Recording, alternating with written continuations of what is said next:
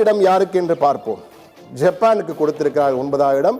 அங்கு 846 டன்களை வைத்திருக்கிறது. ஜப்பான் தான் 8வது இடத்தில் இருந்தது. தற்போது இந்தியா அதிகமாக வாங்க ஆரம்பித்து சேமிக்க ஆரம்பித்திருக்கிற தங்கத்தை. எனவே தற்போது 8வது இடத்திற்கு இந்தியா சென்றிருக்கிறது.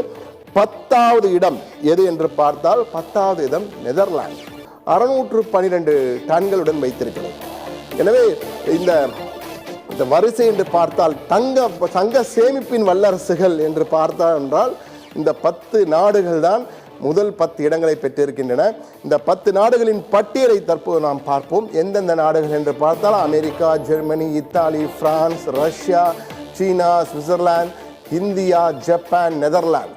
எந்த நாட்டில் எவ்வளவு தங்கம் இருக்கிறது என்று பார்க்கும்போது இந்த அளவுக்கு தங்கங்களை வைத்திருக்கிறது. இதில் மிக முக்கியமான ஒரு அம்சத்தையும் பார்க்க வேண்டும். இப்போது இந்திய ராணுவ பலத்தை எல்லாம் சொல்லும் போது உடனடியாக பலருடைய மனதிலே வருகின்ற கேள்வி,